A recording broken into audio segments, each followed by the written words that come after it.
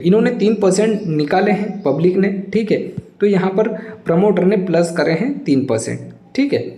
तो कोई भी कंपनी हो, किसी भी कंपनी का प्रमोटर अपनी शेयर होल्डिंग को तभी इंक्रीज करता है जब उसे ये मालूम हो कि हमारी जो कंपनी है वो आगे जाके अच्छा खासा ग्रो कर सकती है या करने वाली होती है। वेलकम है जी आप सभी का लॉन्ग टर्म इन्वेस्टमेंट की इस सीरीज़ में। तो आज अपन जिस कंपनी के बारे में बात करने वाले हैं उस कंपनी का नाम है consecutive investment and trading Corp. Complete analysis करेंगे आज की इस वीडियो में अपन इस कंपनी के बारे में कि अभी इस कंपनी के शेयर को खरीदने का सही समय है या नहीं है, और अगर आपने पहले से खरीद रखा है तो आप इसे लॉन्ग टर्म के लिए होल्ड कर सकते हो या नहीं। और हाँ, I am not a SEBI registration member. यह वीडियो मैं केवल एक एजुकेशन पर्पस के हिसाब से बना रहा हूँ। अगर आप कुछ भी इन्वेस्ट करते हो या इन्वेस्ट करने का सोच रहे हो तो एक बार अपने फाइनेंसर से जरूर डिस्कस कर लीजिएगा। अगर आप इंट्राडे ट्रेडिंग करते हो या इंट्राडे ट्रेडिंग में इंटरेस्टेड हो तो बायो में लिंक है मेरे इस टेलीग्राम चैनल का, आप इस चैनल को ज्वाइन कर सकते हो। इस चैनल पर आपको एक कंप्लीट ट्रेडिंग कोर्स की प्लेलिस्ट देखने को मिल जाएगी जिसमें बेसिक से लेके एडवांस कंप्लीट कोर्स आपको देखने को मिल जाएगा बिल्कुल फ्री में। इसी के साथ साथ इस चैनल पर आपको एवरीडे कुछ डेमो ट्रेड भी देखने को मिल जाएगी। अब अपन बात कर लेते हैं इस कंपनी के बारे में। तो सबसे पहले ये जान लेते हैं कि इस कंपनी का बिजनेस क्या है। तो देखिए, ये कंपनी जो है ये इन्वेस्टमेंट ट्रेडिंग कैपिटल मार्केट का बिजनेस करती है, ठीक है। इस कंपनी का मार्केट कैप कितना है आप देख सकते हो, 28 करोड़ का। वहीं इस कंपनी के ऊपर कर्जा कितना है, कुछ भी नहीं। ये एक अच्छी बात है। एक साल के अंदर इस कंपनी के शेयर ने लो और हाई कितना लगा है, तो लो की अगर अपन बात करें तो वो है ₹1.59, हाई है इसका ₹5.59, ठीक है। करंट प्राइस कितना चल रहा है, ₹1.75। बुक वैल्यू कितनी है इसकी, ₹1 की, ठीक है। ROE कितना है इसका, 0.10%। ROCE कितना है इसका, 1.89%, ठीक है। PE कितना है इसका, 15.80 का, ठीक है। प्रॉफिट आफ्टर टैक्स मतलब ओवरऑल कंपनी एक प्रॉफिटेबल कंपनी है, ये एक अच्छी बात है। प्रमोटर होल्डिंग कितनी है इसकी, 24.20% की। प्रॉफिट में ग्रोथ हो रही है या नहीं हो रही है, तो आप देख सकते हो 350% की हमें यहाँ पर प्रॉफिट में ग्रोथ देखने को मिल रही है। फेस वैल्यू कितनी है इसकी, 1 की है, ठीक है। प्राइस टू बुक वैल्यू आप देख सकते हो 1.75।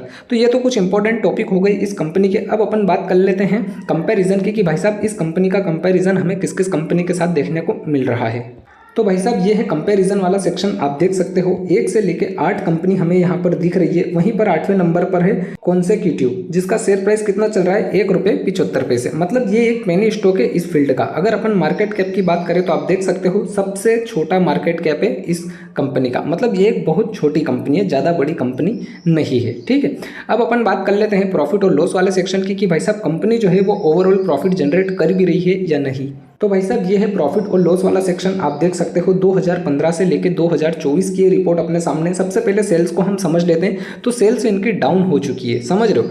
2023 में तो कुछ भी नहीं हुई थी, 2024 में थोड़ा बहुत इनका इंक्रीज हुआ है, ठीक है। वहीं एक्सपेंसेस की अगर अपन बात करें तो आप देख सकते हो ये है एक्सपेंसेस वाला सेक्शन। जो पहले था वो का वही अभी भी दिख रहा है, कोई ज़्यादा मतलब ना तो बढ़ा है ना घटा है, ठीक है, एकदम एवरेज में ही है। ऑपरेटिंग प्रॉफिट की अगर अपन बात करें तो आप देख सकते हो ये है ऑपरेटिंग प्रॉफिट वाला सेक्शन। यहाँ पर अगर आप देखोगे तो 2018, 19, 20, 21, 22 और 23 में इन्होंने लॉस फेस करा है। 24 में थोड़ा बहुत इन्होंने प्रॉफिट जनरेट करा है, ठीक है। अदर इनकम की अगर अपन बात करें तो आप देख सकते हो कंपनी की अदर इनकम थोड़ी बहुत हमें होती हुई दिख रही है। प्रॉफिट बिफोर टैक्स की अगर अपन बात करें कि टैक्स वैक्स सब कुछ काटने से पहले क्या कंपनी प्रॉफिट में रही है या नहीं रही है, तो आप देख सकते हो 2015 तक तो लॉस ही चल रहा था। उसके बाद लगातार इस कंपनी ने थोड़ा बहुत प्रॉफिट जनरेट करना स्टार्ट करा है। नेट प्रॉफिट की अगर अपन बात करें कि टैक्स वैक्स सब कुछ काटने के बाद क्या कंपनी के हाथ में कुछ आया है या नहीं आया है, तो आप देख सकते हो लगातार कंपनी ने प्रॉफिट जनरेट करा है। ज़्यादा प्रॉफिट जनरेट नहीं करा है। देखिए, ज़्यादा बड़ी कंपनी भी नहीं है ये एक छोटी कंपनी है। तो जिस हिसाब से ये कंपनी है उस हिसाब से इसने प्रॉफिट जनरेट करा है, ठीक है। अब अपन बात कर लेते हैं बैलेंस शीट की कि भाई साहब इस कंपनी की बैलेंस शीट आखिरकार क्या बोल रही है। तो भाई साहब ये है बैलेंस शीट वाला सेक्शन। 2013 से लेके 2024 की रिपोर्ट है। इक्विटी कैपिटल अगर आप देखोगे तो अब जाके थोड़ा बहुत कुछ इंक्रीज हुआ है इक्विटी कैपिटल में, ठीक है। रिजर्वेस की अगर अपन बात करें तो रिजर्वेस भी अब थोड़ा बहुत इनके इंक्रीज हुए हैं, ठीक है। अदर लाइबिलिटी की अगर अपन बात करें तो आप देख सकते हो ये है अदर लाइबिलिटी वाला सेक्शन। अगर अदर एसेट्स की अगर अपन बात करें तो ये है अदर एसेट्स वाला सेक्शन। तो अदर लाइबिलिटी से ज़्यादा अदर एसेट्स हैं, ये एक अच्छी बात है, ठीक है। टोटल लाइबिलिटी और टोटल एसेट्स की अगर अपन बात करें तो टोटल एसेट्स आप देख रहे हो इंक्रीज होते हुए दिख रहे हैं। वहीं अगर अपन लाइबिलिटी की बात करें तो लाइबिलिटी भी इनकी इंक्रीज होती हुई दिख रही है, ठीक है। मतलब ये जो एसेट्स और लाइबिलिटी है ये दोनों इंक्रीज होते हुए दिख रहे हैं और दोनों बराबर है। तो ये जो बैलेंस शीट है ये भी एकदम ओके रिपोर्ट है, कोई झोल नहीं है इसमें। अब अपन बात कर लेते हैं इन्वेस्टर की कि भाई साहब इस कंपनी के शेयर किस किस ने कितने होल्ड कर रखे हैं। तो भाई साहब ये है शेयर होल्डिंग वाला सेक्शन, आप देख सकते हो 2017 से लेके 2024 की ये रिपोर्ट है। सबसे पहले प्रमोटर होल्डिंग को अपन समझ लेते हैं। तो देखिए प्रमोटर के पास पहले कितने शेयर थे 21%, ठीक है 2017 में। अभी इनके पास कितने हैं 24%। दिसंबर 2024 में इन्होंने 3-4% और अपनी शेयर होल्डिंग को इंक्रीज करा है। वहीं अगर अपन पब्लिक की बात करें तो देखिए पब्लिक ने यहाँ पर बेचा है। पहले इनके पास 78% शेयर थे, अभी इनके पास 75% शेयर है। इन्होंने 3% निकाले हैं पब्लिक ने, ठीक है। तो यहाँ पर प्रमोटर ने प्लस करे हैं 3%, ठीक है। तो कोई भी कंपनी हो, किसी भी कंपनी का प्रमोटर अपनी शेयर होल्डिंग को तभी इंक्रीज करता है जब उसे ये मालूम हो कि हमारी जो कंपनी है वो आगे जाके अच्छा खासा ग्रो कर सकती है या करने वाली होती है, ठीक है। अब अपन बात कर लेते हैं चार्ट की कि भाई साहब चार्ट आखिरकार इस कंपनी का क्या बोल रहा है। तो भाई साहब ये कंपनी का चार्ट है जिसे हम 1 मंथ के टाइम फ्रेम पे देख रहे हैं। आप देख सकते हो कंपनी जो है 1 जुलाई 2015 में ही शेयर मार्केट में लिस्टेड हो चुकी थी। तब इसका शेयर प्राइस आया था ₹2.50 पे, लेकिन बीच में कुछ बंद हो गई थी शायद। तो 2020 से वापस से इनका कारोबार स्टार्ट हुआ है। अगर आप देखोगे तो ₹2.75 पे आया है, ठीक है। अगर ओवरऑल हाई की अगर अपन बात करें तो आप देख सकते हो इस कंपनी का ओवरऑल हाई कितना है ₹5.60 के आसपास, ठीक है। ये कब का है अगर आप देखोगे तो 1 नवंबर 2024 का ही है, ठीक है। वहाँ से फिर लगातार हमें यहाँ पर एक गिरावट देखने को मिल रही है, ठीक है ये। और ओवरऑल लो की अगर अपन बात करें तो ओवरऑल लो कितना आ चुका है, अगर उस चीज़ को अपन समझे तो आप देख सकते हो ये है भाई साहब इसका ओवरऑल लो। यहाँ पे लगभग ₹1.60 से भी नीचे है, ₹1.50 होगा करीब, हाँ ₹1.59, ठीक है।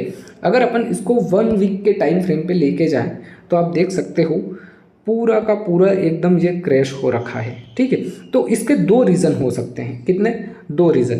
पहला रीज़न तो यह है कि मार्केट जो है अभी मार्केट का पूरा सेंटीमेंट डाउन है, तो ये पूरा डाउन हो चुका है। क्यों?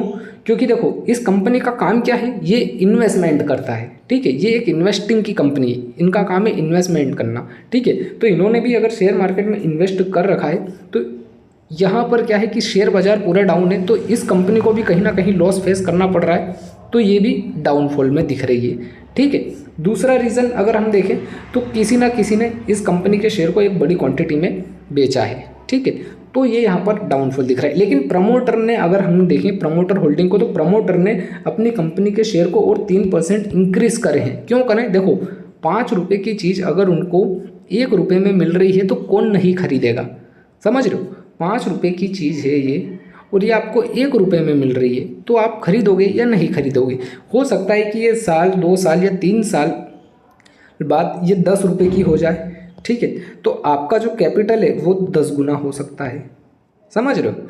तो पेनी स्टॉक में यही होता है। आई होप आपको सारा कुछ सीन इसका समझ में आ चुका होगा। अगर अपन RSI के मुताबिक देखें तो आप देख सकते हो RSI में अभी इसमें कहीं पर भी कुछ भी नज़र नहीं आ रहा है बाइंग साइड जैसा।